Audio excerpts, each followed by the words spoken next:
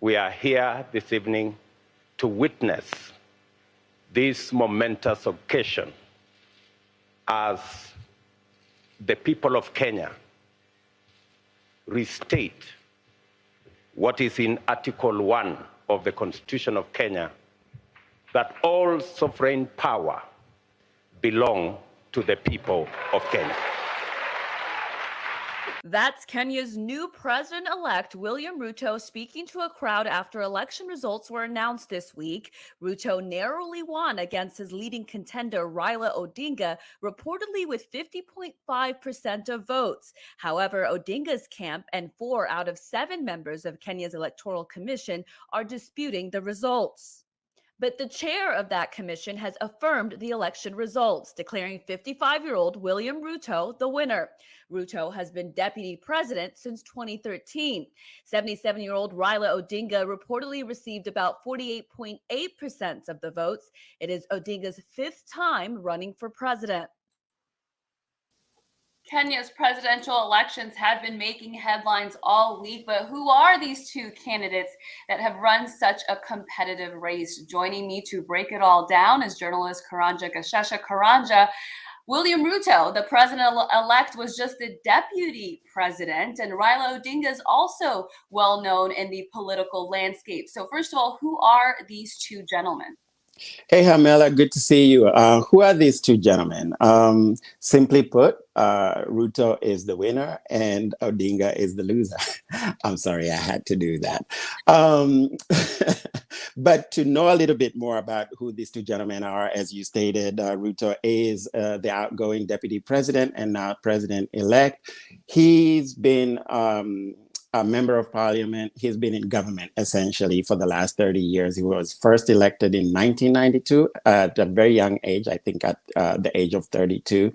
Raila Odinga, 77 years old, has also been in government over 40, maybe not over 40 years, but he's been in the public limelight actually over 50 years, going as far back as 1969, when he was 25 and his father was the former vice president, was vice president at the time. So Odinga, very well-known son of the former vice president, been in Kenya's political landscape for decades.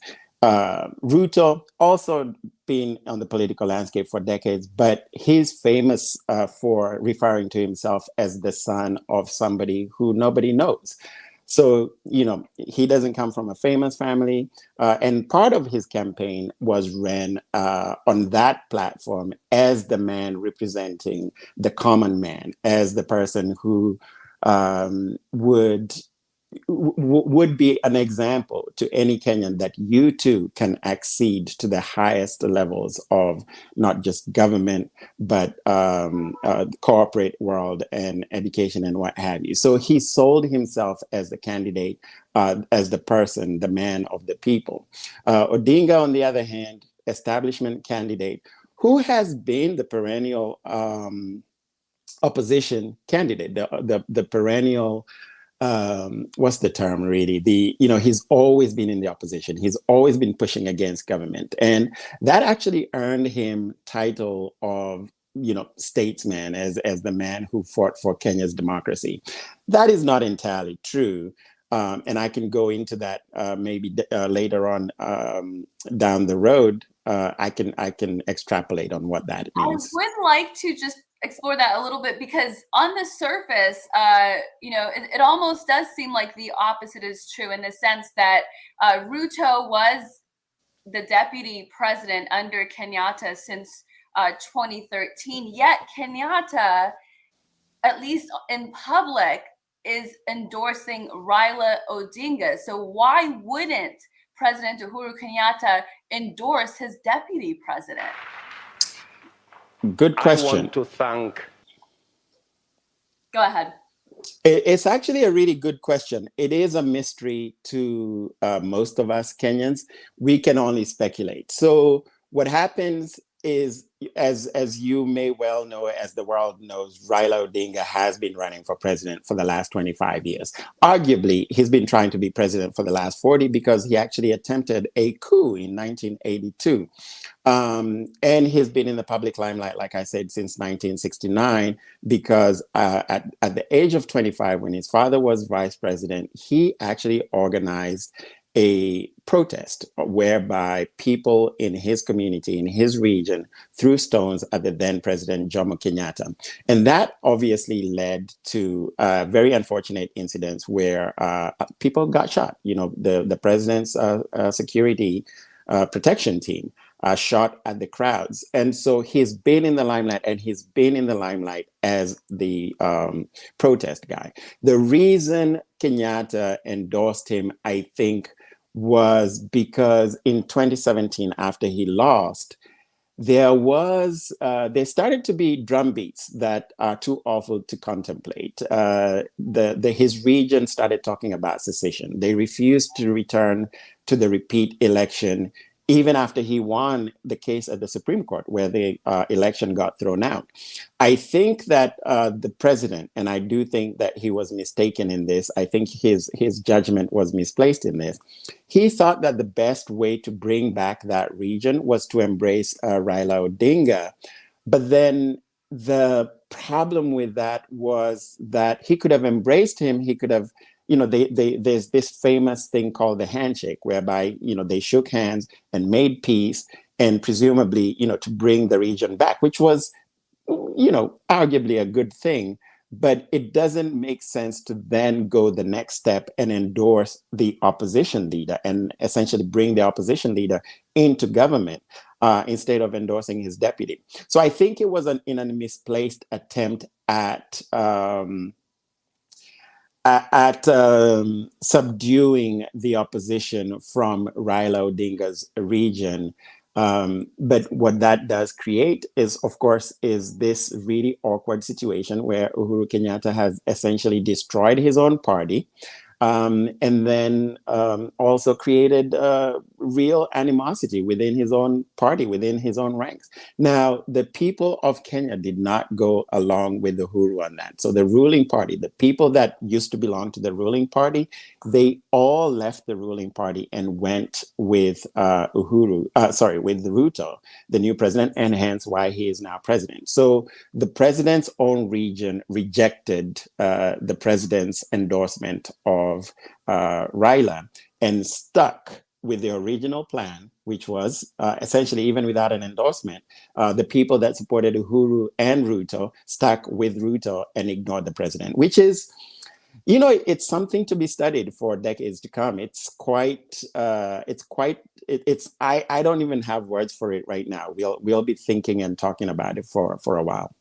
So could it have been a tactical decision on the part of President Kenyatta that if I endorse this opposition guy, that maybe it will,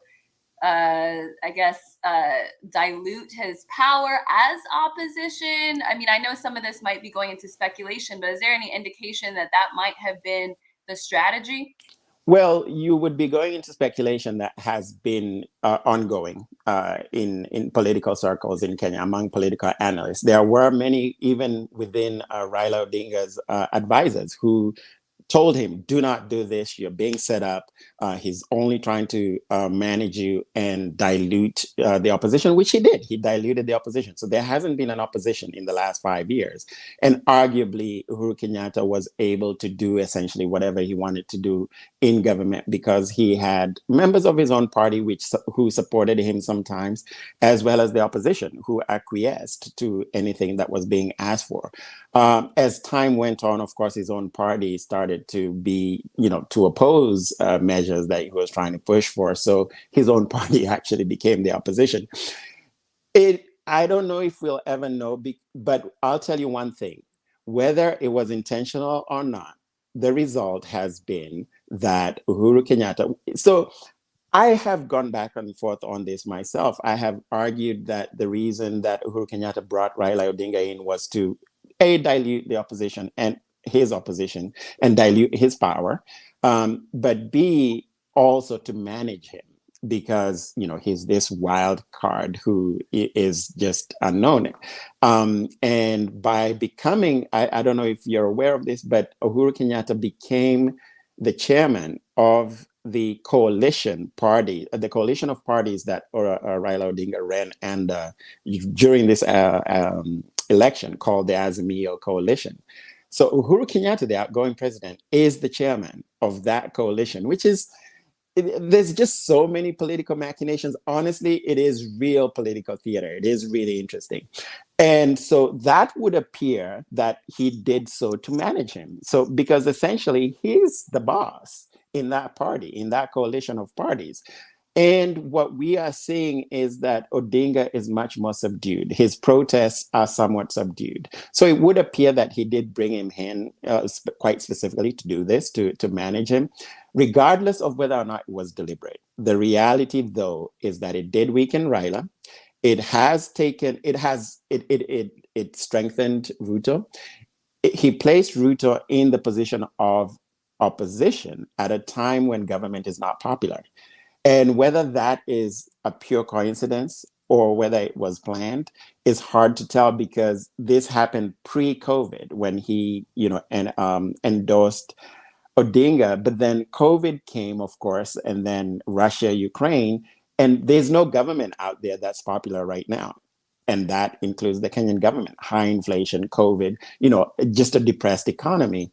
That places Ruto in the position of opposition at a time when government is unpopular. So, take for Ruto. It also takes away the power of Raila Odinga's ability to claim that he's been robbed in this election, which, that's what he claims every single election. We have people, his own supporters right now, making fun of him and making memes about the guy who never accepts to win. And, now they're saying, well, if you're always being robbed, well, why aren't you robbing like everybody else? Like, what's wrong with you? Why is it that every other politician can rob you, but you can't rob? Even when you have the deep state and the president behind you and the whole entire system behind you. So people aren't really having it. There's a small portion of his fanatical following that go along with whatever he demands, sends, they go out on the street to demonstrate and destroy property and what have you. But that's just not happening this time around because they're fed up. They're tired. This dude's been running for 25 odd years and never accepts to lose. So President Kenyatta's endorsement of him definitely takes power away from his ability to do that. So whether it's a master stroke of genius or it's pure accident, we'll never know. The one thing for sure is the impact. It helped Ruto. The other thing about that I can't help thinking that the president must have been aware. As president, he's getting intelligence reports every day. So he must have known that Deputy President Ruto had far more support in central Kenya, the president's own region, than not only than Raila, but enough to propel Ruto to power. So either the president ignored the intelligence reports that were telling him that Ruto was going to win, or it was a scheme. If it was a scheme, then I will tell you, President Kenyatta stayed in character all the way till the last day. So we'll never know. To that point, and we'll get off of this in just a second, to the point about him staying in character, I was just taking a look at some of the news coverage on this, and there's news coverage talking about Kenyatta saying that his deputy president, now the president-elect, is not qualified, is immature. I just want to play that clip, but we'll get off this topic, and I have another question for you about the larger impact. Deputy President William Ruto has scoffed at President Uhuru Kenyatta, asking him to stop meddling in his State House bid. Ruto, while mentioning the president by name, accused him of issuing threats and conspiring to derail his bid to succeed him. President Kenyatta had earlier this week termed his deputy a liar and politically immature to take over from him, and urged the electorate to back Azimio flag bearer Raila Odinga in the August 9th succession race.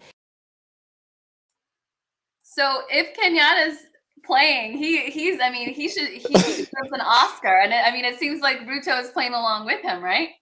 Well, he really would deserve an Oscar if he really is acting, if he really is play acting. The one thing that you could not accuse Ruto of is being politically immature. There's nobody that thinks that in Kenya, including the opposition. They recognize Ruto's name throughout Kenya, both by the opposition as well as his supporters, is the doyen of politics. Like, he's known as extremely competent. When he was Minister of Agriculture under the former president, the late Mwai Kibaki, his agriculture ministry was the best run ministry. This is objectively sort of agreed upon across Kenya. He was the student of the master scientist of politics, President Moi, former President Moi. He was an absolute Machiavelli, and this everybody knew.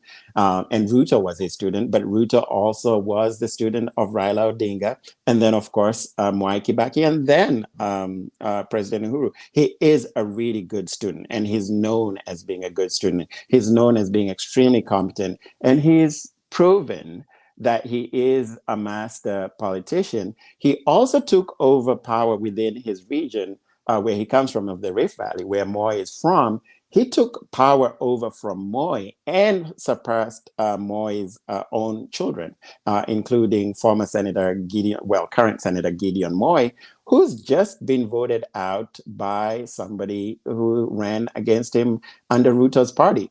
And Ruto's party is only 2 years old, by the way, and he managed this feat of beating, this not only this veteran politician, but the whole entire political machine, the government, the deep state, which we kept being told was going to win the election for Raila. So it seems like a joke. Like, I don't think he unless he's drunk, he couldn't have thought that anybody believed that. So it feels like it goes along with the acting part. It remains to be seen, right? I think it's interesting that you brought up, and that I found in my research, that Ruto has an agriculture background, which is so interesting when I look at the direction of the entire Horn of Africa is going in, where the Ethiopian Prime Minister has been going in terms of focusing on agriculture. I looked at some of the speeches that Ruto made that really focused, or at least in speech, talking about the person that's at the lowest level of the economy, and considering that is his background, agriculture is his background, and you talk a lot about the importance of developing the agriculture in Africa and making sure that African countries can feed people as a sort of a geopolitical power tool. So how do you think that experience is going to play in what he does and how he handles the country? So this is one of the most exciting aspects of Ruto's platform for me. Of course, my absolute passion for agriculture. He is a farmer himself. He's famous for having started as a chicken farmer and chicken seller essentially on the streets as a young man, and that's how he argues that he made his wealth. There are people who argue that that selling chickens couldn't have made him a billionaire, which is kind of ridiculous. We know here in the United States, the Tyson family are billionaires because of selling chicken. And interestingly, a whole chicken is more expensive in Kenya than in the United States. It starts at about $7 all the way up to $15 for the traditional breeds. He's exciting as somebody who really focuses on agriculture. And it is very believable because he really talks a lot about food security. He talks about food security being the backbone of a strong economy, of a strong country. He recognizes the importance of food security, and he demonstrates that by the way he talks about agriculture and the way he's focused his manifesto, his platform, his political platform, his campaign platform on the topic of agriculture. I do believe that he is going to concentrate much more on strengthening not just Kenya's food security, but the region's food security, because he recognizes that food security is national security. He recognizes that the importance of having food security in Kenya, but also food security in around our neighbors, because you can't have food security in one country and expect to have full sort of security in the region if your neighbors aren't on the same level or on the same platform. So I would be inclined to believe that he will be working very strongly, aggressively with our neighbors, with Abiy Ahmed, with the Somali government, and all the way up to the East African region is now expanded all the way up to Congo. And I believe strongly that he will be working hard to strengthen the local economy of the region, of Kenya, of course, and of the region, to strengthen our food security. He recognizes, and I think all Africans at this point recognize how harmful our dependence on food from either Europe or the East has been during this period. And he obviously demonstrates that he's intelligent, that he has done very thorough analysis of the problems that are ailing Kenya. And it demonstrates to me that he's somebody who, at the very least, is thinking about the solutions. One of the things that he talked about while launching his campaign manifesto was his press secretary, in introducing the manifesto, talked about the fact that we had inherited not only a colonial legacy, but that we had perfected it. We had improved on it and perfected it, such that we continue to treat each other the way the colonial system treated us. It was exciting to hear somebody recognize that and articulate it, because it's not often spoken about, particularly in Kenya and particularly in the English-speaking world, the former British colonies that don't really think of colonialism as having that much of an impact today. They kind of, you'll find Kenyans being very sympathetic, for example, of our brothers and sisters in the French-speaking West African, former French colonies, and they sympathize with those countries wanting to free themselves from France. But they don't recognize that we are just, we are similarly just under the yoke of British colonialism as the former French colonies are. So it was exciting to see somebody from, from my country, obviously, but from the English-speaking world, former British colony, speak about that, which suggests to me that it is something he's looking to overturn. And food security and our economy being regional, locally and regionally controlled, I think is a part of that. So, I'm excited to see what he brings. And of course, we can't expect a president to do everything. So we Kenyans, those of us who have an interest in those things, in food security, in farming, in a local economy, in a locally African controlled economy, we have to push for it. And he's inviting people to do exactly that. Yeah, that's so interesting. There are actually a couple of questions that have come in about the difference between how some of the African country leaders have responded to the results of this election and how countries in the West did or didn't respond to that. So Eol, Alexander, and Fikr Ashanafi, I see you guys' comments and questions, and I'll get to them in just a little bit. But to your point, Karanja, if Ruto is that guy that is making those statements about needing to get away from some of the colonialism effects and impacts that continue today, there was one video that of Raila Odinga that was going around on Twitter recently in the last couple of weeks. Not sure exactly when it's from. It does appear to be recent, but that tone seemed to be the opposite of what William Ruto appears to stand for. I want to play that and get your insight on what we can glean from that. Other people have continued to compare Kenya with those countries around us. Oh, look at Somalia. Look at Ethiopia. Look at South Sudan.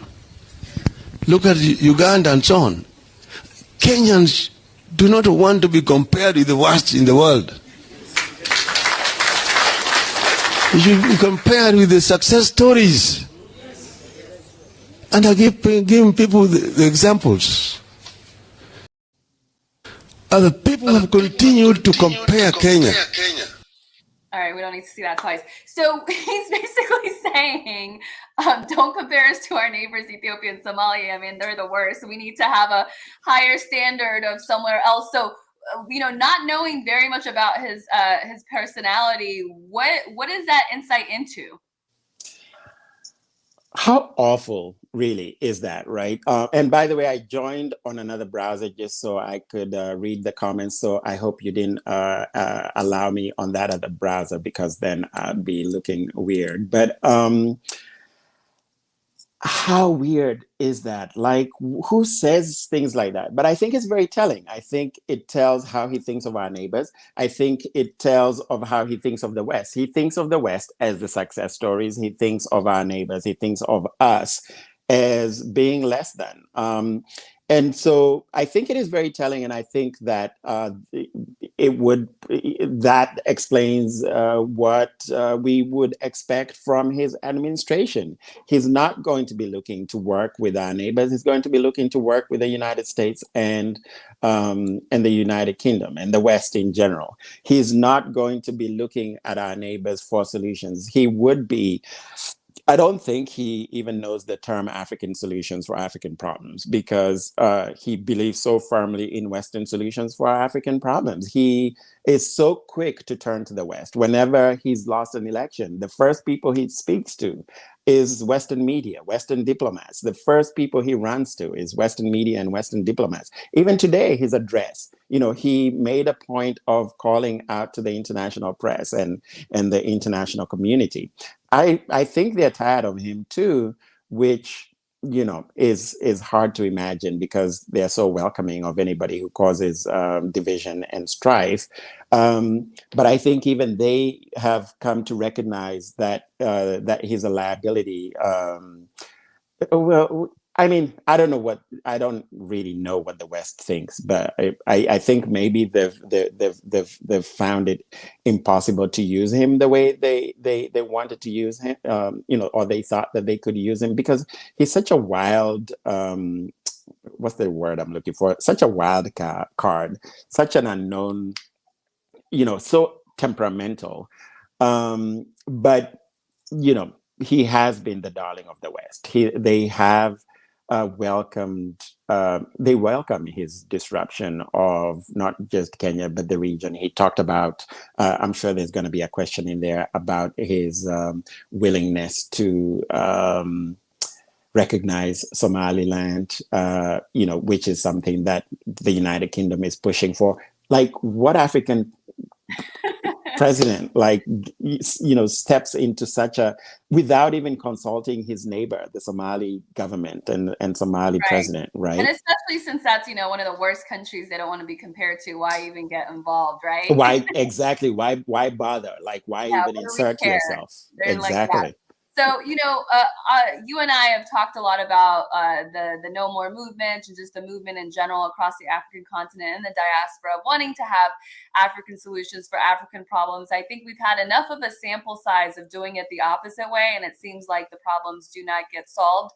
And so it is, I'm cautiously optimistic when I hear that in Kenya, more than half of the people went with the candidate that is going against that and going towards African solutions for African problems. There's a couple of questions to the that relate to the reaction of the West, so I want to go through them and give you a chance to respond. So Khalid said, has a single Western leader sent a message of congratulations to President-elect William Ruto? Along that lines, Eol says, could you ask Karanja as to why Western governments are hesitant to congratulate the winner, and African leaders on the other side, did they congratulate the winner? I believe, I know the Ethiopian Prime Minister did. And is there something in that, Eol says?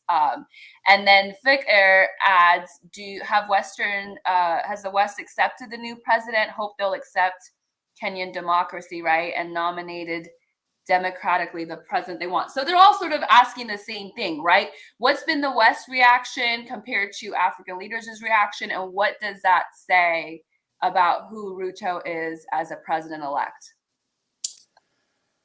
I think it says a lot, right? The congratulations from both Farmajo and Abiy Ahmed came in quick and fast immediately.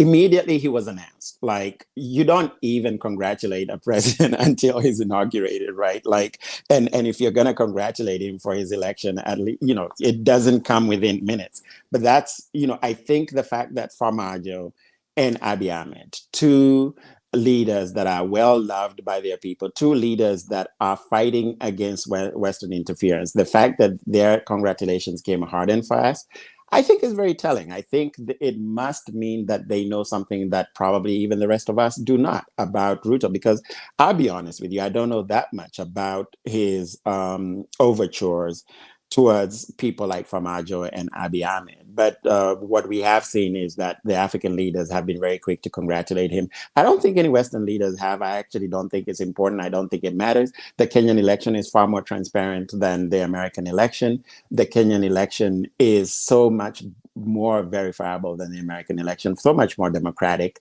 obviously, than both the American election or the American system, or the British system, where we see Liz Truss being elected by 300 dudes, like, you know, and they call that democracy. So anyway, you know, the Western acceptance of Ruto does not matter.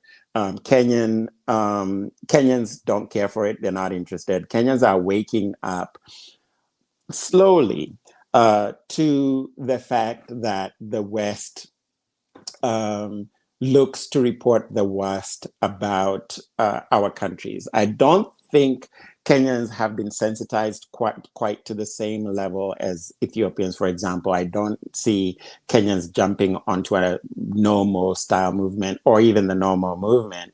I rarely ever get Kenyans joining me in my spaces. We are talking about you know, anti-imperialist spaces essentially, but I do think that the Western governments have a wariness of Ruto. They are definitely very comfortable with Raila. And so you see them making noises about urging Raila to pursue recourse in the courts, to pursue recourse for his loss using legal means. I think that maybe not so secretly, they would want to see the election overturned and Raila still come to power. He's just an easier quantity to work with. And actually, it goes against everything that I said earlier about the fact that they might be tired of him. I don't think they ever get tired of puppets, right? And he would be exactly that. I'll be very honest. Very interesting. So another thing that's different about Kenyan politics is, so William Ruto, the current president-elect, was a deputy president since 2013, but Raila Odinga is also not a stranger to high positions. He was prime minister, or was it deputy prime minister under Kenyatta at that point. What's the difference between president and prime minister in Kenyatta? Because it seems different in every African country. Which one has the most power? Which one's more symbolic? So the president is definitely the most powerful in Kenya, and we have a presidential system. Raila Odinga was prime minister under Kibaki. He went up against Kibaki in 2007 and lost that election and went out there and caused havoc. And that led to the worst post-election violence in Kenya. And I guess this is a good place to talk about the history that I've sort of alluded to earlier. So he caused this havoc. It led to the worst post-election violence, over 1,200 people dead. And the UN came in, they mediated a peace, and they pushed Kibaki to somehow bring him on board the government in some type of a role that suggested some type of co-presidency. And they settled at a prime minister's position that actually gave him a certain amount of power. He was in the executive. He wasn't, it wasn't the way, for example, the French president has a lot of power and then his prime minister, or the prime minister, not necessarily his prime minister, the prime minister sort of just heads government business. His was a relatively senior executive prime ministerial position that had ample strength, almost as much as the president, and definitely above the vice president. So, for example, Kalonzo Musyoka was the vice president at the time, and Kalonzo Musyoka is another figure that has always stood by Raila's side and has been Raila's running mate for a couple of elections in 2013 and 2017. He was Kibaki's vice president at the time, but he had very little visibility because the prime minister's position was essentially more senior than the vice president. So he was essentially rewarded for his bad behavior. And I wrote an article back then where I said that if this went through, if Raila Odinga was awarded for his bad behavior, then his bad behavior was never going to end. And he was going to continue causing havoc during every election cycle so that he could be rewarded. And that's exactly what happened in 2007. In 2013, he behaved badly again. And the West always comes to his aid. They always write very positive stories about him. And in 2017, he got rewarded again, even after he caused havoc again, caused death and destruction. He caused death and destruction in 2007, over 1,200 people dead. In 2013, over 100 people dead. In 2017, I don't know how many people dead, but a substantial number. And then he got rewarded by Uhuru Kenyatta with a handshake that essentially gave him a motorcade, even though he didn't have any actual position in government. He got a presidential motorcade. He got, it would appear, a lot of government-funded privileges, and he was appointed as an AU ambassador. I don't know whether it's by the AU or by the Kenya government. I'm not actually clear. I'm not terribly interested in Raila's, personality, to be honest. So I haven't paid attention to what but he's the. I think it's a position that has been appointed by the AU. He's the AU emissary or ambassador for infrastructure, or some type of a title. You can research it. But anyway.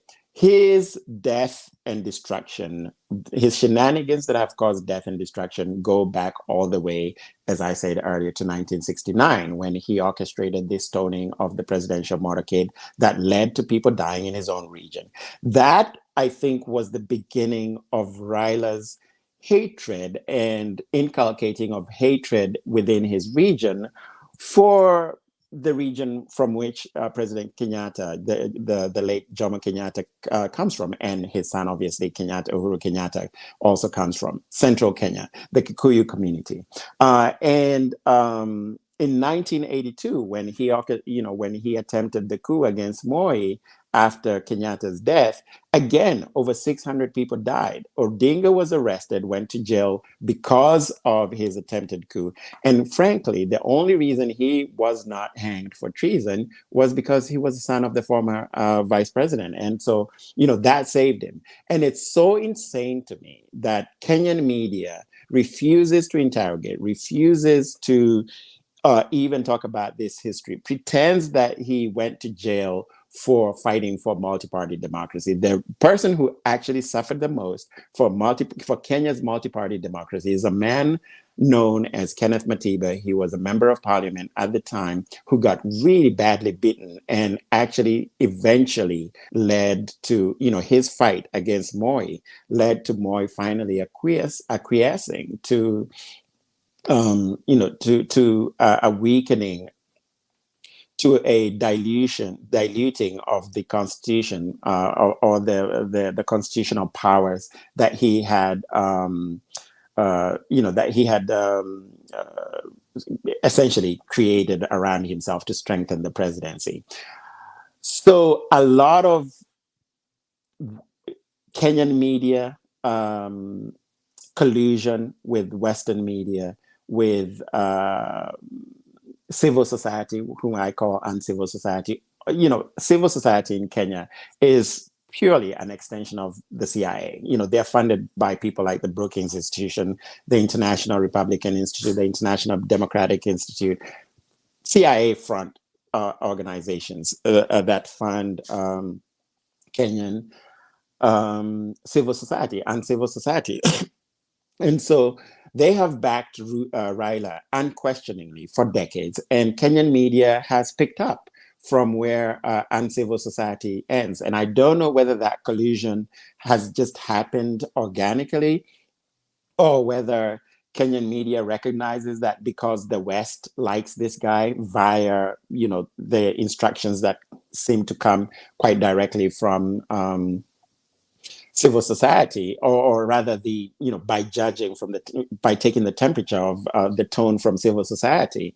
I don't know whether that's what Kenyan media picks up on. It's really strange. It's a really strange relationship, symbiotic relationship. Kind of jumbled in together. I mean, I doubt that anything is, coincidental. There's a lot of ways to make that look like it is seamless. And as if agriculture is your passion, media is definitely mine. And there's actually a question about media and Kenya media in here. So I want to talk about sort of starting with this idea that there could be violence because this election is contested by some folks. And we've learned that you've got to take some of what's in the Western media with a grain of salt, but it's not to say there isn't some truth in it. So there was word, it looks like it is cooling down a little bit, that there's concern that there's going to be violence erupting because of the competitive nature of these elections. Where does that stand? Does it look like things have calmed down and that they're going to stay calm? As I pointed out earlier, even his own supporters are tired of him crying wolf. He's like the kid that's cried wolf. And I've heard his own supporters saying, 25 years, man, like, just go home. Like, we have a new president. Our kids have stayed at home because, we use schools for elections, right? So people want their kids to go back to school. People want the economy to start running again. And people are tired of going on the streets for him. So the noises coming from his supporters are, not this time. You go hire your lawyers, go to the Supreme Court. If you win, good for you. If you don't, go home. So yeah, a honestly, lot of what Western media was showing looked like it was celebration, crowds celebrating. I don't remember seeing much in terms of violence, but it gave that sense that chaos, well, there is definitely Western media that has shared posts from earlier post-election violence, or earlier scenes of demonstrations, claiming that there are protests in the usual regions where this happens, in Kibera, his constituency, and as well as his home town.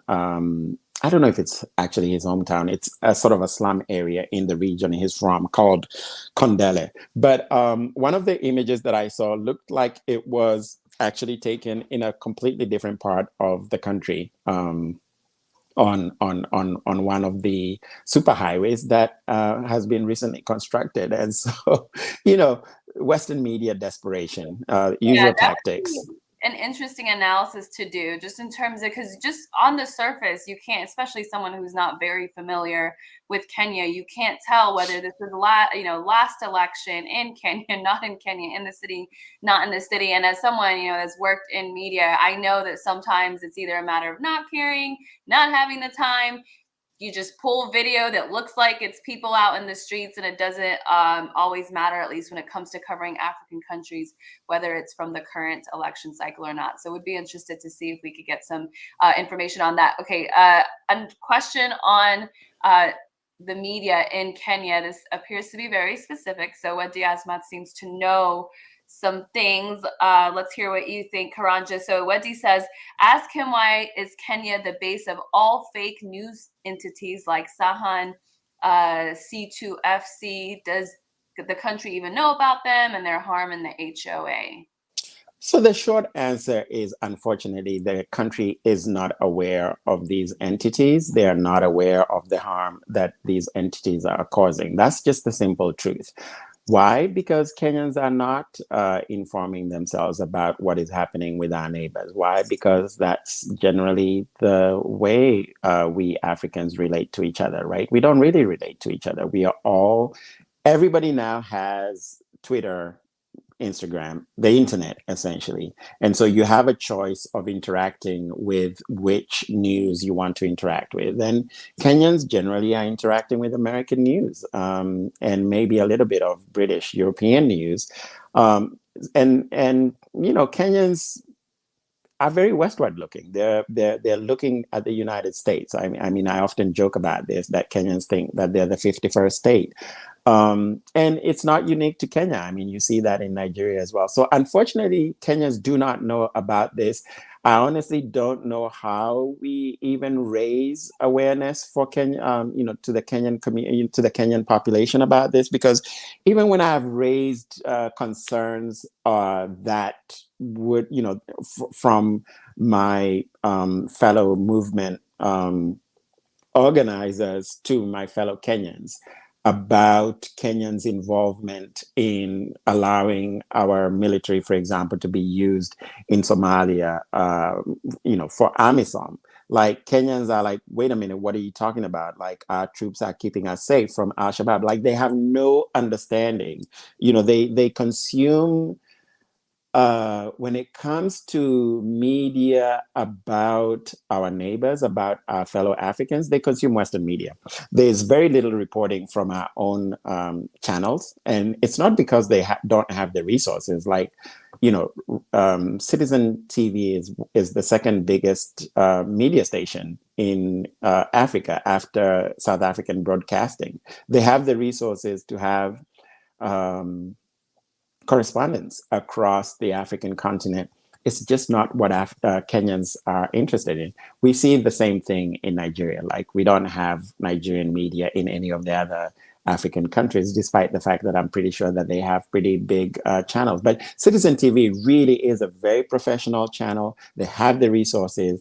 There's just not that interest. So I really don't know how we raise interest or information about that, because it is... I was in a Kenyan space one time, and I raised the issue of our military being in Somalia, and expressed the fact that this causes insecurity for Kenya, because when our Somali brothers and sisters confuse or fail to understand what our military is doing there, and then we get attacked by Al-Shabaab, and Al-Shabaab, what they do is cause chaos, right? Like the likes of Al-Shabaab, the likes of TPLF, what they do is cause chaos, and they will build on the population's misunderstanding or the population's sort of grievances. Somali people being unhappy about the presence of these types of media in Kenya, for example, or Ethiopians or what have you. Al-Shabaab will use that to cause division between the two countries, right? Because this is what they do. This is why the United States, this is why Western and South African, by the way, mercenaries use the likes of these organizations to destabilize. And so it's very easy to destabilize when people are not informed. I would wish to be able to push for a return home of KDF forces from Somalia. It would be a gesture of peace. So anyway, the short answer again is no. I'm hopeful that Ruto, especially given overtures from Farmajo to Ruto, that there would be conversations about this type of thing that would lead to Kenyan forces coming home. And I'm really, really hopeful of that. And I think that Farmajo's overtures to Ruto, to me, suggest that either there's an existing relationship, or at the very least, Farmajo understands that Ruto is a more likely ally. I don't think Raila would have been even interested, right? Raila is more likely to ally himself with the West choice, who is the current president. I don't even know his name. I don't care to know it, right? Yeah, in Somalia. I think, I mean, it kind of made it clear in that comment, about his neighbors. One of the things that I did find as a interesting development was Farmajo, the former president of Somalia, being one of the people that congratulated Ruto. But also, maybe a little less surprising, but worth, I think, talking about, is Museveni, the Ugandan president's son, also congratulated him. Is there anything we can glean from that? I think what we can glean from that, if anything, is that people in power gravitate towards people in power. Museveni's son was just in Kenya meeting the current president, Uhuru. the current president, Uhuru, I understand. I don't know this with certainty. It's not something that I personally know independently, but I've heard it from spaces that I've attended talking about this from my Ugandan brothers and sisters, that Ruto was prevented from going to Uganda either by Museveni or by President Uhuru Kenyatta, whereas Raila was welcomed with the red carpet into Uganda. So then a few days later, like Museveni's son is now, making overtures towards Ruto. I think it's really just, the regional strongmen seeking to make alliances in that case with the new guy. I also gathered from the space where that was being hosted by a Ugandan brother, and there were a lot of Ugandans talking about people from the whole region actually talking about the impact of this election on the region, who were talking about the fact that Museveni and Ruto are personal friends, to the point of even claiming that Museveni availed hundreds of acres of land to Ruto. The Ugandan people actually seem to not like the idea of Ruto as president. They feel that he's too close to Museveni, and therefore they think that does not portend well. They consider him, therefore, automatically as meaning that he is not a Democrat, that he would be undemocratic, that he would be similar to Museveni. I don't know this with any certainty, but I'm going to throw this out there, and God forbid if I get attacked for this. There's I don't know if we have Ugandans watching, but I really question Ugandans' opposition, the Ugandan population's opposition, or the people that I encounter on Twitter, their opposition to Museveni. I really question what it's built on, because I really question whether it is Western orchestrated, via civil society again and Ugandan media.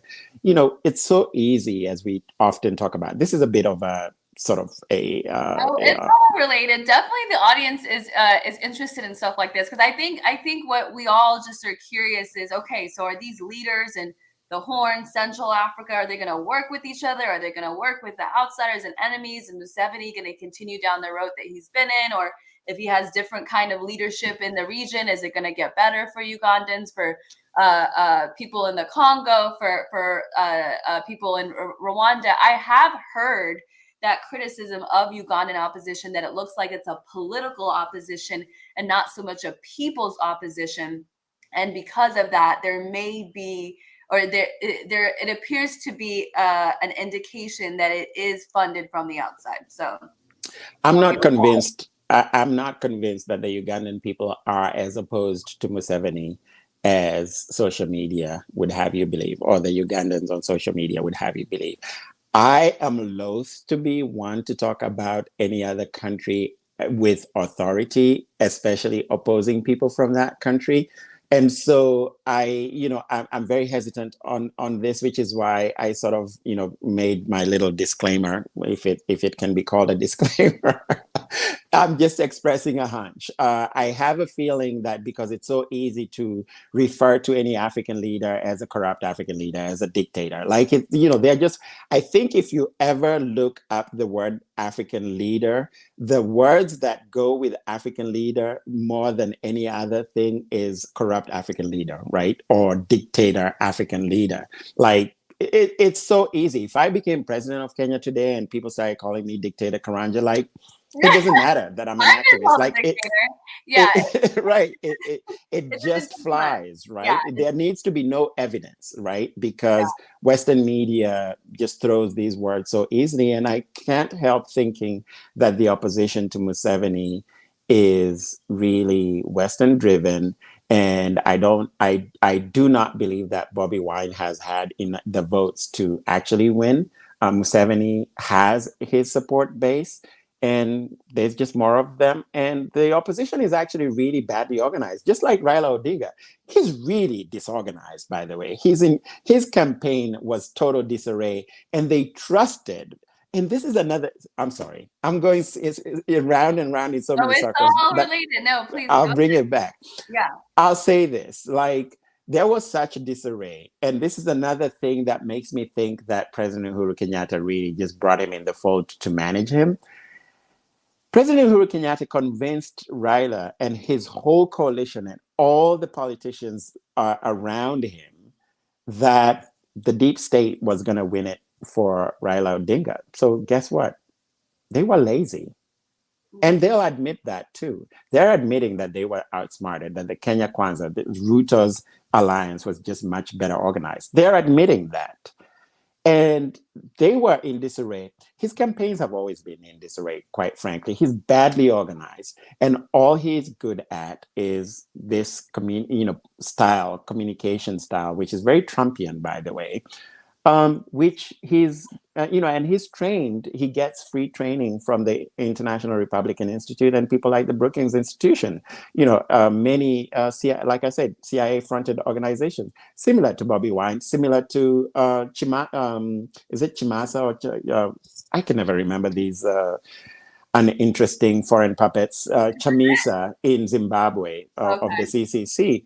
All of them, their playbook is lazy, just like imperialism is lazy. Their playbooks are also lazy, and they all make a lot of noise, and they all have a lot of social media following. And I really suspect that Bobby Wine is, same thing. I'm not convinced that he has enough opposition, enough support to oust Museveni. And they keep crying they keep crying wolf, just like Raila. And I'm not saying that I support African strongmen. By all means, I'm not suggesting that I know or understand internal Ugandan politics or Museveni or the extent of Museveni's whatever it is that he's accused of, which quite frankly is a little bit unclear. But we'll definitely have some folks from Uganda, or hope to at some point. I mean, I've heard a lot of what you're saying, I've heard corroborated from other people, but I am curious actually, because you're right. Museveni is one of those figures that even people that I've talked to that are very familiar with him have, mixed reviews on the way that he operates. Well, let me just say one more thing before we move on from that, which is just like what I'm saying, activists like you and I, if we became president of Kenya and Ethiopia, what a day, right? Museveni came into power. Don't wish that kind of thing on me. I know, right? Museveni came into power, hailed as this savior from the dictator, I think it was Obote, that he ousted. And he was a hero at the time. But again, African heroes quickly turn into dictators because it's so easy to pin that label on. Part of the reason why I raise my suspicions about Museveni's popularity really stem from the fact that he really has been very vocal and very effective in terms of speaking up against the West, and sort of he was very effective around COVID. He really was very competent around COVID, and it made me question whether that doesn't give him a certain support base in Uganda, because his competence flew in the face of the accusations that I've heard thrown about him being incompetent and somebody who has no support. And I had also read somewhere that the level of support that he had was really quite overwhelming. So I can't help thinking that it's a very similar situation like Kenya, where you have this very loud opposition to government and anything government, and this knee-jerk support for anybody who's in opposition. Yeah, I'm curious. I mean, I've also heard some pretty horrible accusations, so that have a lot of legs. But we'll definitely get to that conversation at a different time. So, in general, as you know, a lot of the audience is from the Horn of Africa. Do you have a sense of the relationship between Kenya and Ethiopia, Kenya and Eritrea? We've talked a little bit about Somalia, but happy to hear more about that relationship. Also, we've seen President Hassan, the former president that was there when the TPLF in Ethiopia were leading, now back into his position. So what's the sense of the power dynamics now with Ruto and how may he be different or the same as outgoing President Kenyatta? You mean in terms of a relationship with the Horn? relationship with the Horn and the allies and how it relates to the allyship with the West as well? Well, I'm inclined to believe that, first of all, Kenyan foreign policy is not going to change drastically. He is going to continue on whatever trajectory has been started in terms of expansion of the East African region and consolidation of the East African region. You know, we are set to have a single currency. I gather that the East African region has invited Somalia to join. And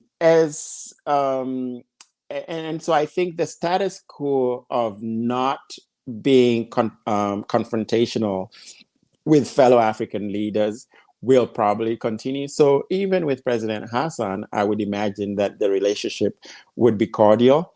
I can't help thinking that Ruto, as informed as he is, would be more likely to be more of an ally to Farmajo and to Abiy Ahmed, and to sort of continue to advance the sort of African solutions, even though Ruto is not a confrontational person. So I don't think he would be in direct confrontation. He wouldn't do anything to be in direct confrontation with the West.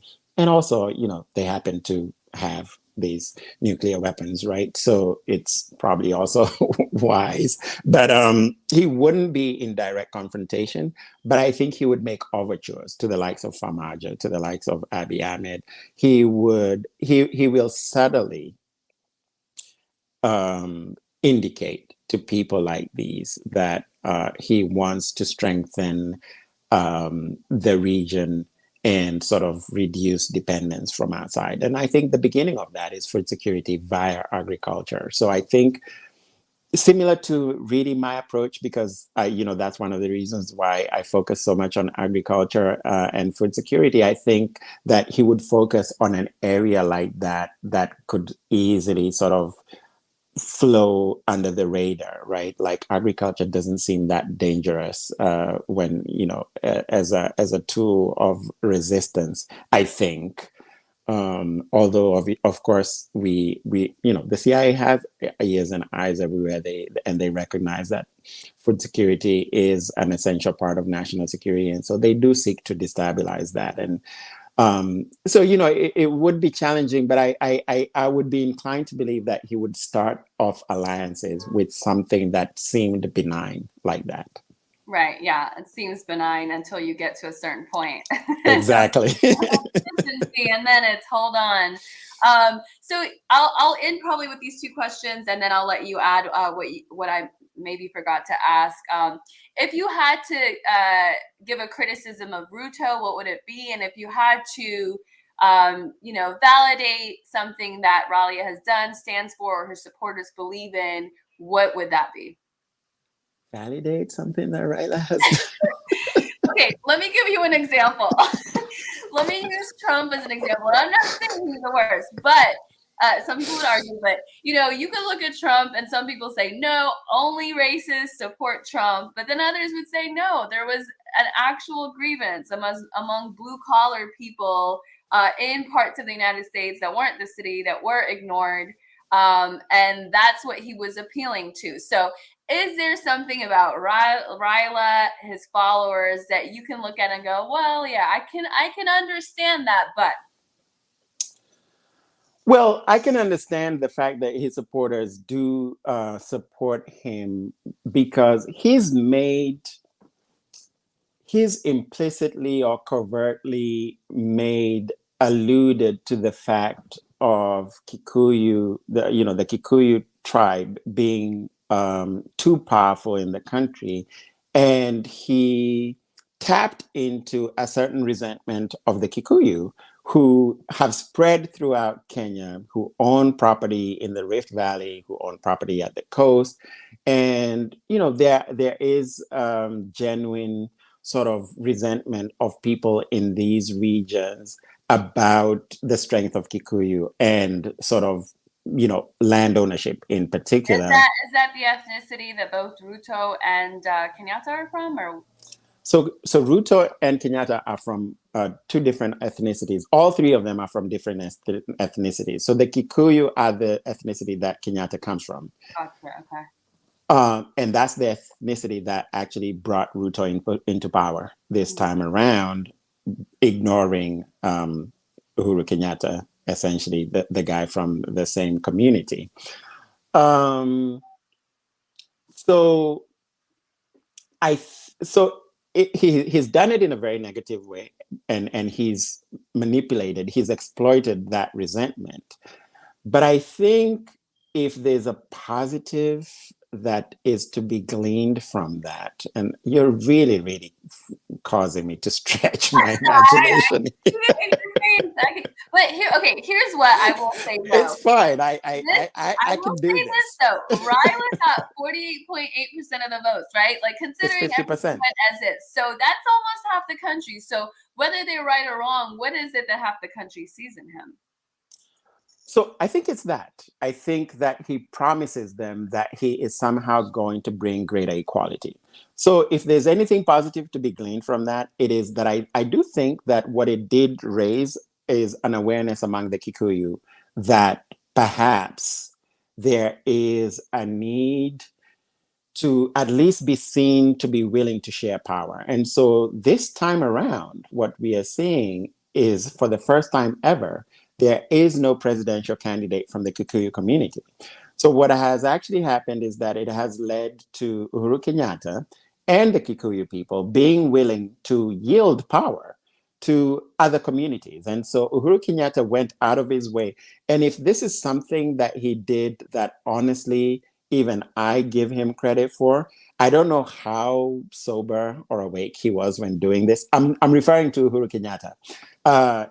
The fact that he yielded power of the most powerful community to essentially one of two communities, to a leader from one of two communities, I think will be a good thing. And it will be, history might be kind to Uhuru Kenyatta for doing that.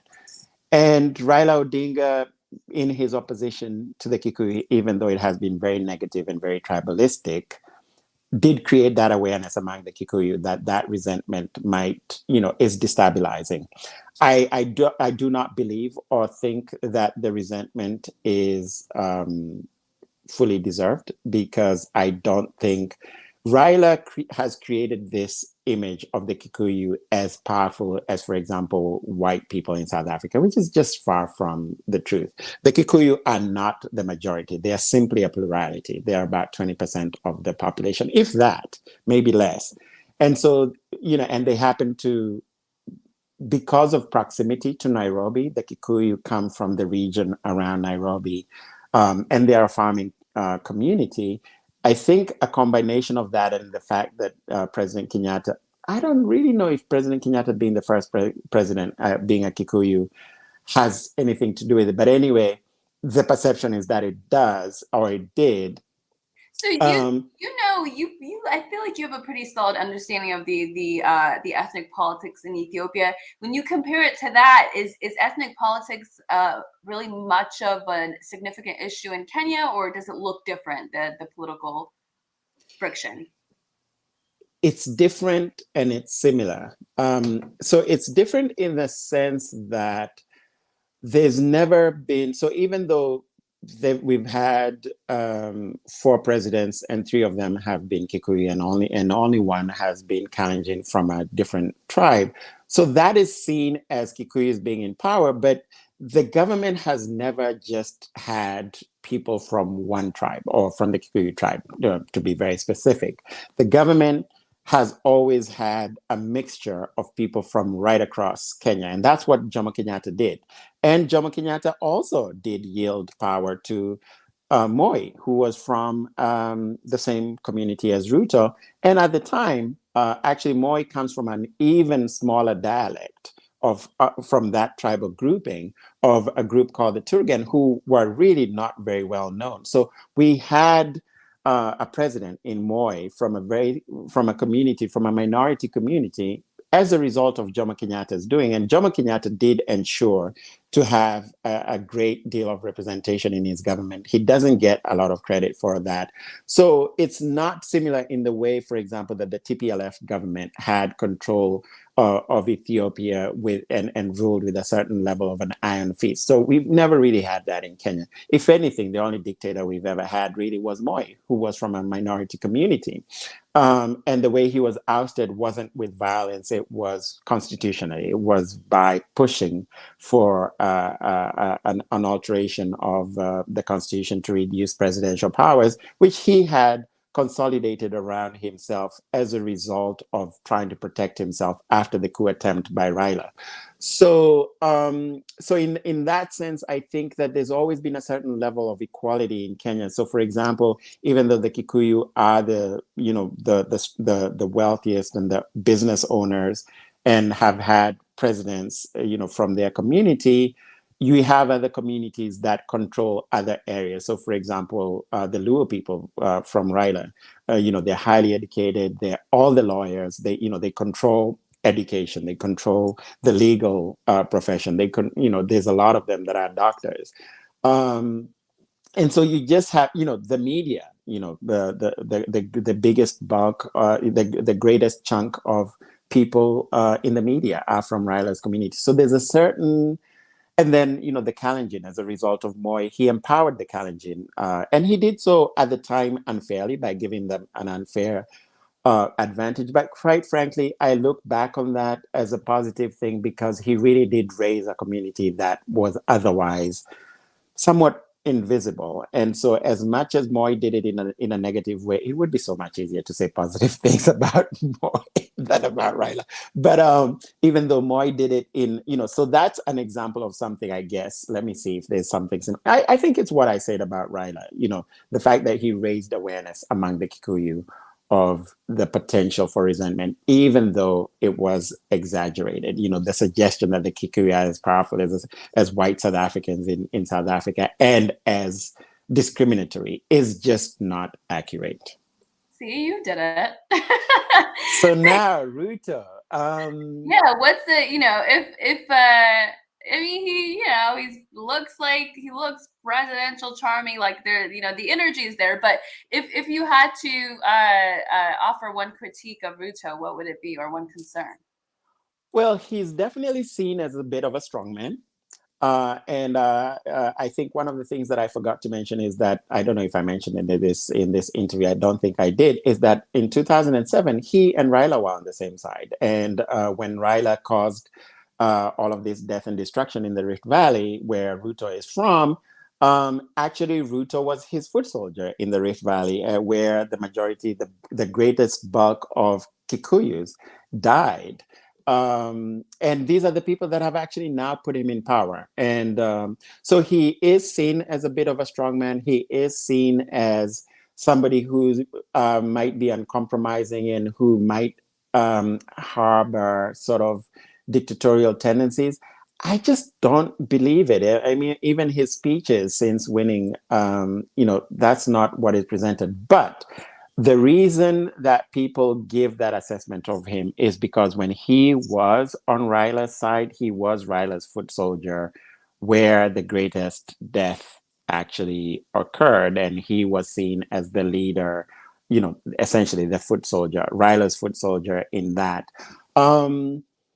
The thing that happened and the reason why the Kikuyu have actually gone ahead and ignored their president or the president and supported Ruto on this occasion is because Ruto, via the traditional council of elders of his community, along with the traditional council of elders in the Kikuyu community, actually made amends and came together in a traditional ceremony, peacemaking and reconciliation ceremony, where there was a vow that there would never be violence again between the two communities, which is what led to Ruto and Kenyatta being on the same side, in Jubilee, that led to them being president and deputy president. So he is seen as a bit of a strongman. I'm not convinced that that is his personality. I do think that anybody who associates themselves with Raila turns into, gets infected with this rabid sort of vitriolic, hateful, tribal politics that is Raila's staple. And I think Ruto fell under that spell. And what we see now, I honestly believe, is Ruto being the real Ruto. He expressed real remorse. He has made not only overtures, everything he has done since that peace pact has been the exact opposite of what Raila has always done. Raila has continued running a tribal campaign, even this season around. He used epithets to describe the Kikuyu that were used in 2007 election that led to the post-election violence. So I think Ruto is seen, I don't see him that way. So I'm still struggling to find a criticism of him, which is really strange because I really, really disliked him back then when, after this post-election violence. And even during the first administration, I had not been sold onto him. Can I really think objectively of something that I think of him that is, I think his, I don't know, he's definitely, he's president now. I was going to say his ambition, he's very ambitious, and that has obviously rubbed shoulders the wrong way. And I think I think he's willing. I don't know. I'm struggling with this one. I'm really, really struggling with this one. No, I think you gave us a little more context. That's just sort of what I was looking for. 2 quick questions. I'm sorry to turn it back on the horn since people are asking. I just want to get a sense since you're here and I can't answer this for them. Where does Kenya in general stand with TPLF and with the Nile River dispute? This is a tricky one. And where, are you referring to the Nile River dispute in terms of with Egypt and Ethiopia, or in the Lower Nile? What do we call the Lower Nile? Yes. So Eddie says, can you ask him what the stand of Kenya on the Nile River dispute and Kenya's relationship with Egypt and the Middle East? So my guess is it's between the dispute between Ethiopia and Egypt. I think that Kenya, and not just Ruto, I think Kenya's stand is that Ethiopia has a right to harness the power of the Nile. We would argue the same because the Nile does begin in Lake Victoria and runs right along Kenya. And so I would find it difficult to believe that any Kenyan president would argue that Egypt has a right to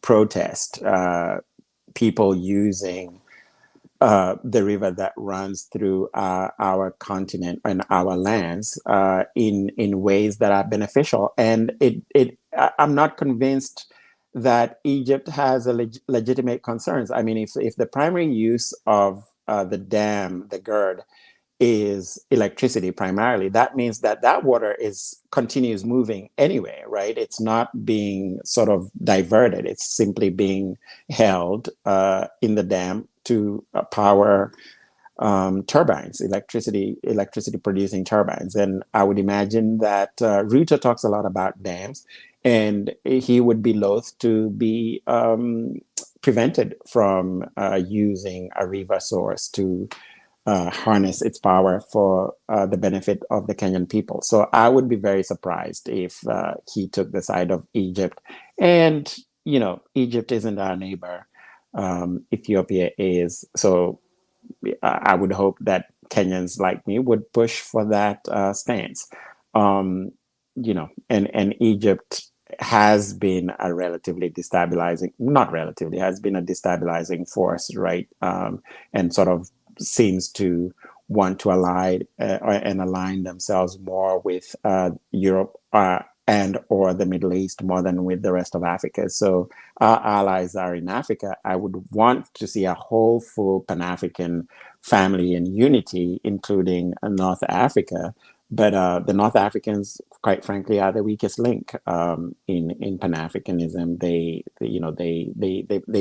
haven't been as they haven't made as strong of overtures, except maybe Algeria. I think Algeria is positively, Pan-Africanist in its approach. Egypt has, at least I'll put it this way: the current Egyptian president seems to be more than willing to be used as a puppet by the West. Right, it seems so. What about TPLF? Any sense of where Kenya stands on that? Honestly, I don't know. I feel like I'll Ruto. throw this in there. Just I remember there was a time in the last year that I don't know what her position was. It was a woman. She was top in. Oh, it was the Minister of Defense, the Minister of Secretary of Defense, right? Yes. While Blinken was there, Ethiopia came up and she said, "We believe that they have the capacity to solve their own problems." So that was a positive indication in terms of support for the Ethiopian government versus the TPLF rebels. So yeah, I just wanted to throw that out there to see if it jogged any memory. Yeah, and I'm inclined to believe that that is Kenya's position. And as I said earlier, I find it difficult to expect that any of the, definitely not Ruto, maybe Raila would go with the Western perspective on this, but Ruto is more likely to say, listen, we have a president in Ethiopia who, president and prime minister, but primarily Prime Minister Abiy Ahmed in Ethiopia, who is more than capable and who has been handling, which was Uhuru's stand positively, and that minister, was expressing the stand of the Uhuru government, and so I would imagine that would be the stance that Ruto would also pursue. If anybody would be used by the West to sort of raise the TPLF, it would be Raila. So, quite frankly, I would argue that Ruto is good not only for Kenya but for our relationships with both Farmajo and Abiy Ahmed, and Somalia in general, whether it's under Hassan or under Farmajo. Quite frankly, I think that he's more inclined to. And by the way, Ruto has made overtures to the fact that he's willing to respect the International Court of Justice ruling that Somalia owns the maritime, the disputed maritime territory between Kenya and Somalia, whereas Raila had said that he would dispute it. So Ruto has made all the right noises to suggest that he's more interested in peace than in confrontation, and that he's more interested in making peace with our neighbors than in making overtures to the West. All of these noises that Raila makes, I don't know whether they're off the cuff or whether they're informed overtures to the West, or wanting to make himself be seen as the darling of the West. It's possible that he understands this geopolitics. I honestly struggle to decipher what Raila understands about anything. I don't know if you've ever heard him speak. Like, he's barely, it's difficult to understand anything he says. He's barely coherent. And so it's so strange that he's the darling of the West. Apparently, like, they don't even make any pretenses, when it comes to backing puppets. Like, they don't need to be coherent. Apparently, they don't need to be eloquent. And Ruto did a PhD while he was deputy president. Like, he went to school and did his PhD while he was deputy president. And it wasn't just awarded to him because he was deputy president. He actually failed once, his thesis, and he had to go back and redo it. So it was genuine. And he did his PhD on an environmental topic. So everything that he speaks seems to be authentic in the sense of his level of information and education and understanding of issues around the environment, climate, agriculture, bottom-up economics. There's all this pushback that he's going to be a complete, absolute capitalist for no other apparent reason other than the fact that he himself is a billionaire. We all know that FDR in today's dollars was also a billionaire, and he was the person that introduced the most sweeping social safety net across the United States. And by the way, oversaw the advances made by the labor movement. So, a person's wealth has nothing to do with. One thing that gives me optimism about Ruto, with the limited knowledge I have of him, is that his background is in environment, agriculture. I see Absolutely parallels with the Ethiopian prime minister, and just, we've talked about how important these basic things are actually in terms of being able to maintain the country's sovereignty and peace. So that I'm really curious to see how that grows.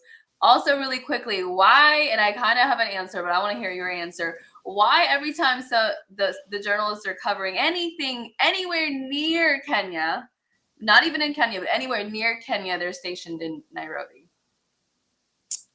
They'll be in Nairobi and say, over there in Tigray. I know, right? Like, they won't even have gone in, but Nairobi's always that place that they could do their live shots. Well, I mean, a lot of them do have headquarters in Nairobi. I think that's the reason. And a lot of them live there too, which is quite fascinating on this topic, that Reuters really got it so wrong. I mean, these people are so freaking lazy. Like, it's so pathetic. Reuters got it so wrong when reporting this just concluded presidential election. They had Raila leading Ruto by like 90%. Like, Raila had 40, I think they said 69 million versus Ruto's 6 million.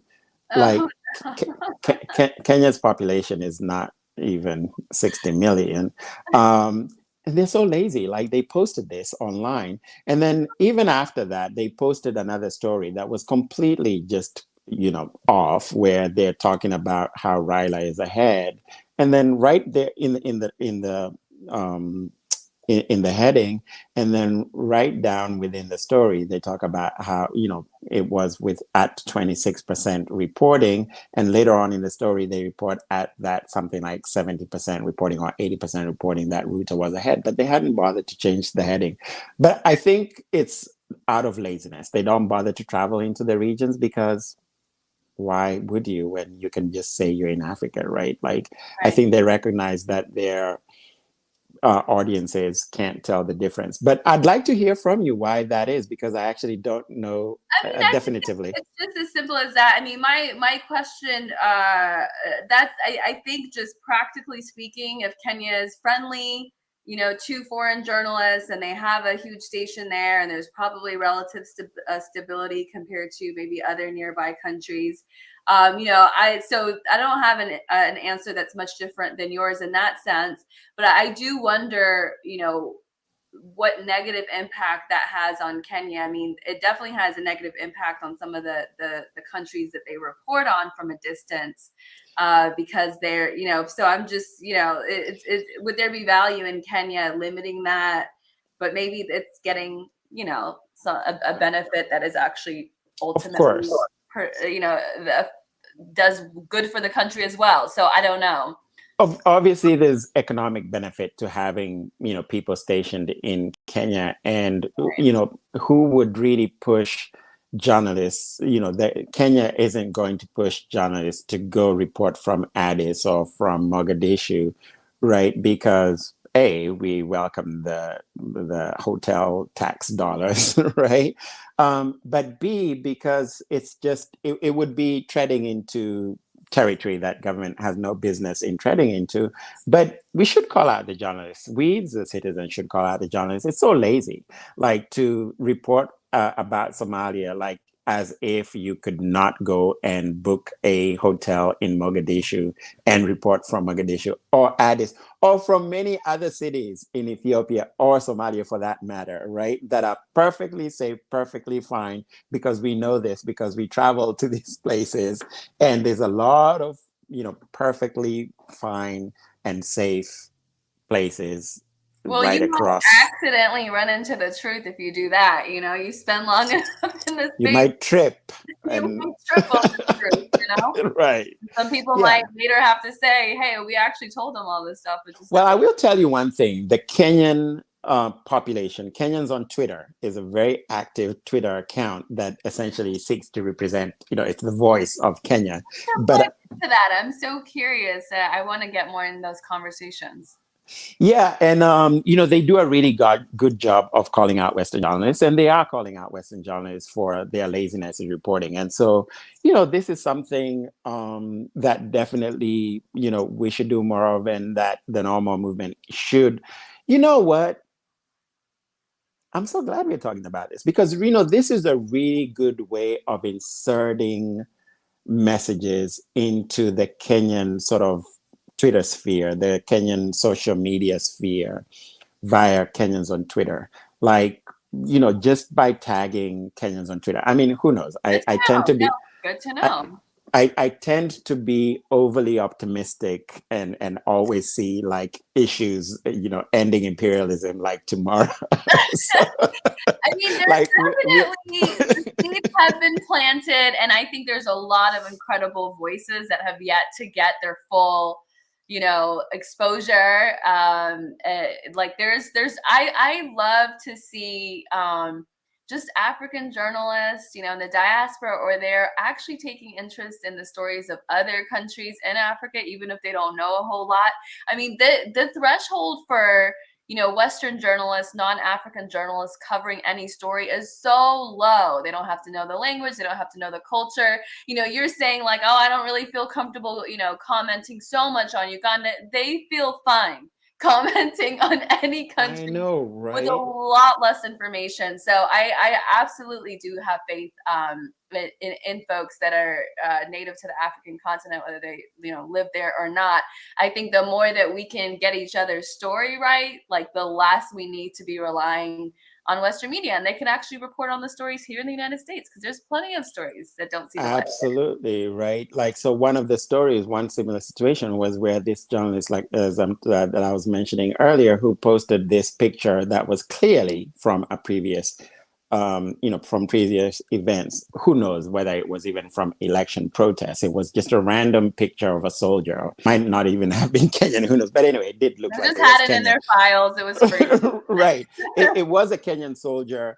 I'm not convinced that it was. Not only am I not convinced, I know that it was not in Kisumu, where she was claiming there was problems. It was actually shot at a different location in closer to Nairobi. And there were no crowds, by the way, on the other side of the soldier. So it really was a write-up looking for a story. And so it got flagged by Kenyans on Twitter. And, so I was looking for stories to post underneath her, fake news.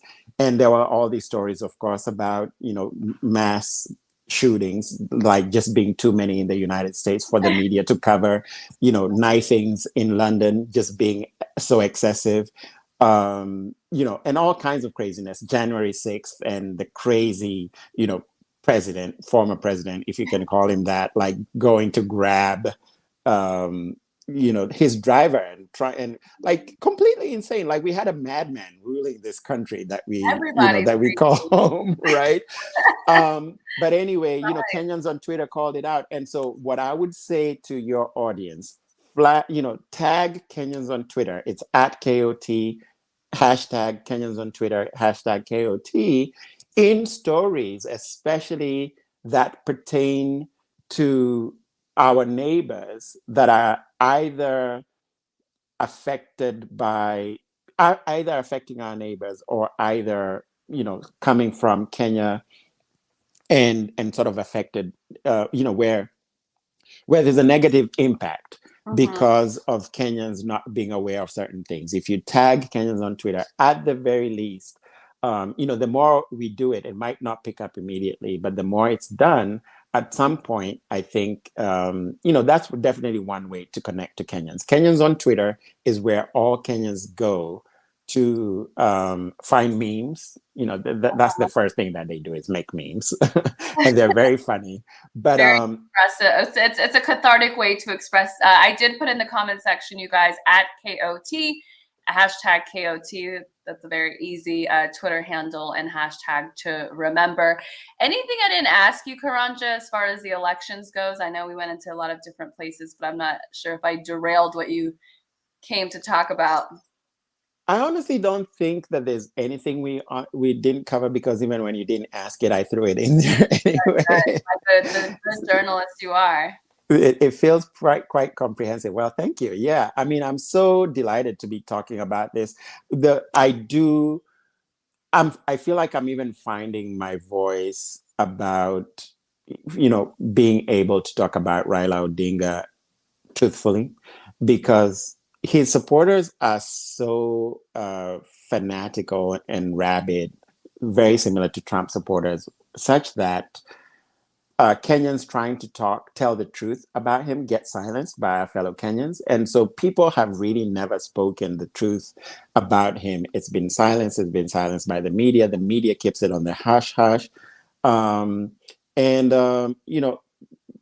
couple of things that people aren't aware of, like his agents attacked election officials at the headquarters of the tallying center.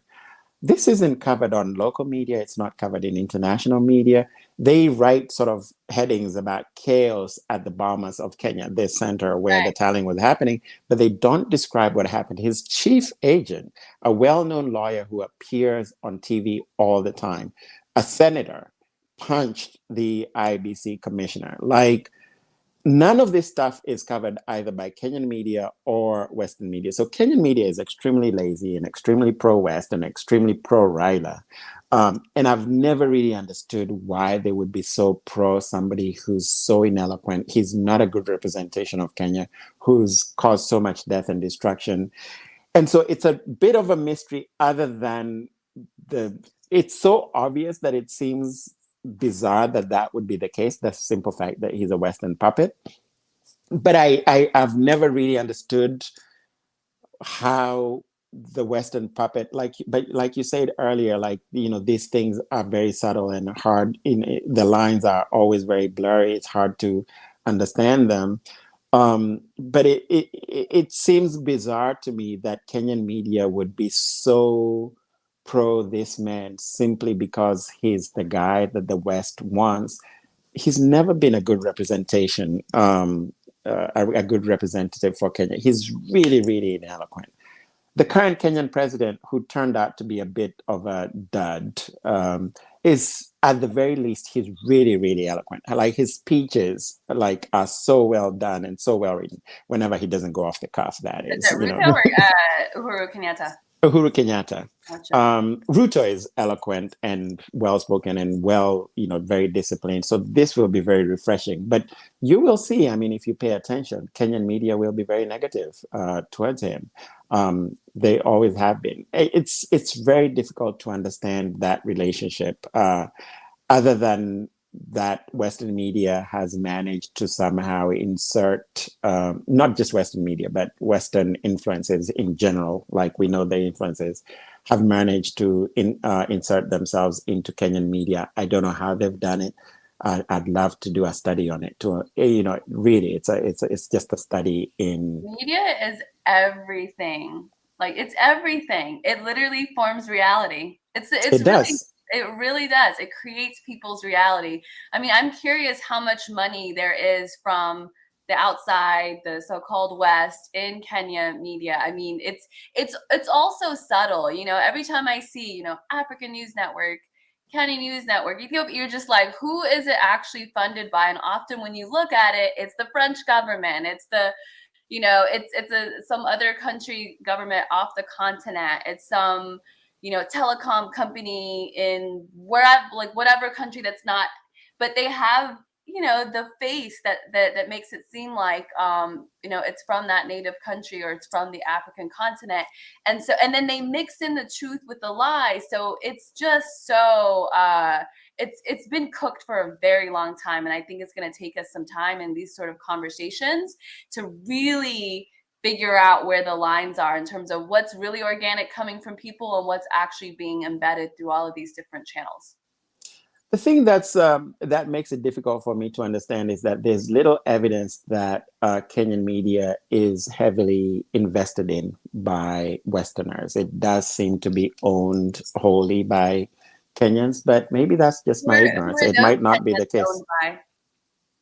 These who are, The Kenyans that own the media companies, I'm curious, who are they owned by, or who do they have relationships and business ships with? I mean, sometimes it's not so sinister, you know, it's just that they're in business with people on, you know, the outside.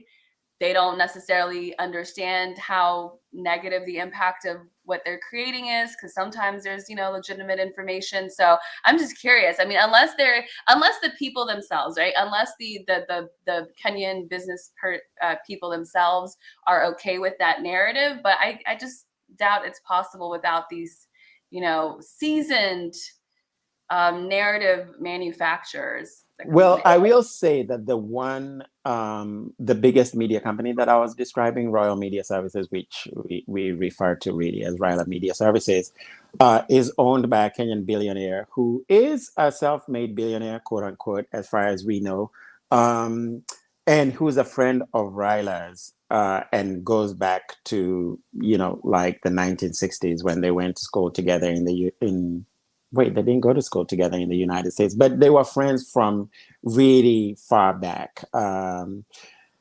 And he supported Ryla seemingly purely because they're friends, but his support of Ryla is also fanatical and vitriolic. As far as I understand, this man isn't funded by the West. He is a billionaire because of assets earned and acquired in Kenya.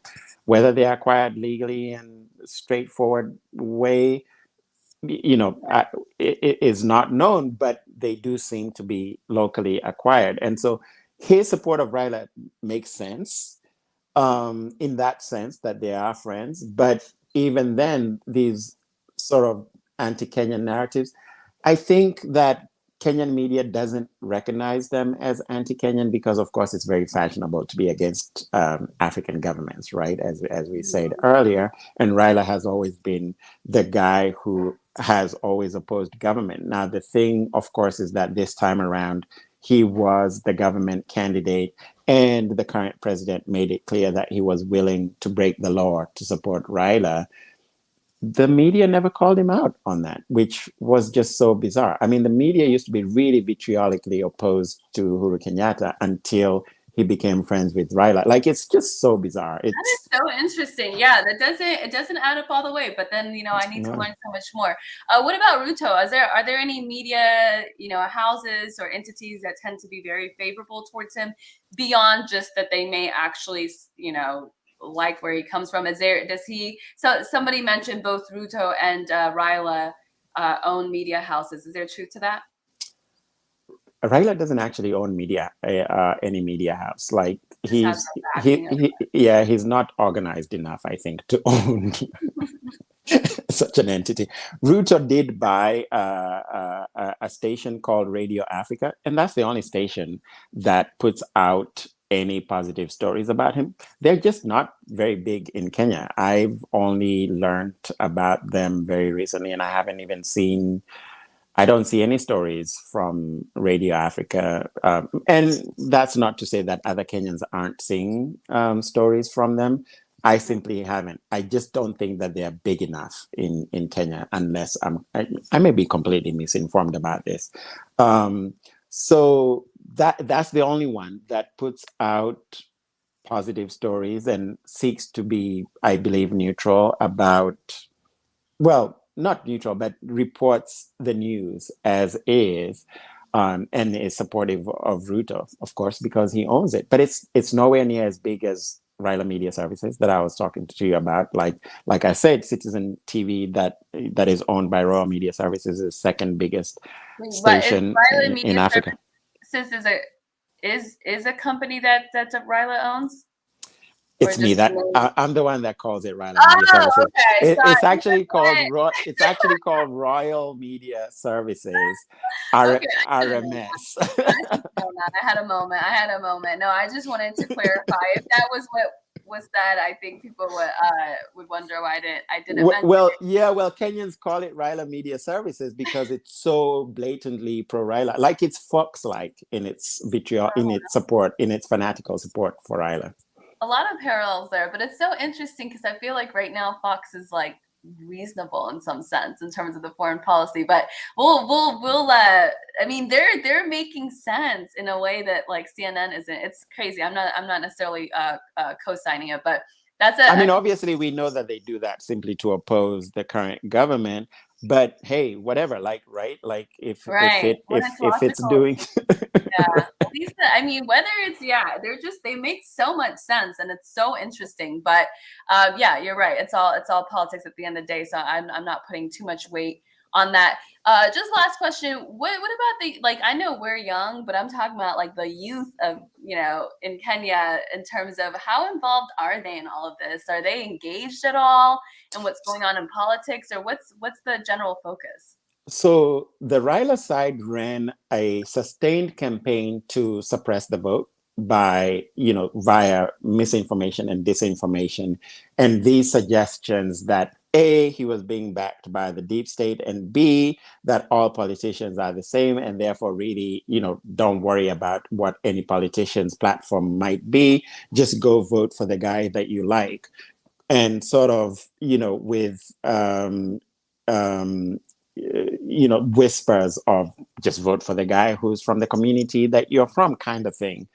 And it worked. It suppressed the vote of the youth. The youth did not register to vote. They're the biggest chunk of the population, and they were not. Their voter registration dropped this time around, and voter turnout dropped quite drastically from the upper 70s, if not 80s% voter turnout to 65% in this election for the first time in over, I think, definitely in over a decade and possibly close to 20 years. I don't remember the exact length, but at a very long time since we had voter turnout in the 60s. I think maybe in the times of Moi, when, voting meant nothing because, he always won. But this is what they did this time around. They suppressed the vote very successfully with those messages. One thing I will say about Raila, and I think it's because of the assistance that he gets from the International Republican Institute and the CIA and via bodies like that, his side is so effective at communicating. Kind of like the Republicans versus Democrats. Republicans are always very effective in their messaging. They stick to a story. They don't care if it's true or not. They will create a scenario and they will convince you that, this is a plate and, we are calling this a plate from here on, and they'll just stick to it. Raila does that too, very, very effectively. And that is definitely, I believe, something that he gets from his assistants, from the usual suspects, Very interesting. Okay, I love it. This is also helpful. This is, by the way, way overdue. I guess right. I can't believe we've gone so long. You know what? And consistent too in terms of the viewership. So it's oh, that's good. Yeah, I would have dropped it if the numbers started to drop, but maybe people are coming in and out, but yeah, it stayed pretty consistent. So I think people are engaged. Oh, someone said, "Did you mean Democrats in terms of them being effective in communicating, calling the cup a plate?" Right now is a very weird time in America. So a lot of what you're saying about Republicans also works for Democrats. A lot of what you're saying about Fox News also works for the liberal media. So, but that's a whole other conversation that we will prepare for and have maybe at some point and see what the parallels are and aren't when it comes to what's going on in Kenya. Karanja Gashesha, thank you so much. You're on Twitter at Karanja, KaranjaSan, right? Correct, at Karanja San. Karanja-san, and I put that in the comment section, you guys, so please go follow Karanja on Twitter, follow Kenya Twitter at KOT, hashtag KOT, and please like and subscribe and hit notify me when we have live segments that are scheduled so that you get the notification. Karanja, thank you so much. Appreciate your time. Thank you, Hamela. This was so good. So much we could talk about, but we're gonna just I know, right? and we're gonna come back with more. I think a lot of people appreciated all your insights. We needed the Kenyan perspective, and I think we got it today. So thank you so much. We'll see you next time. Thank you so much for having me.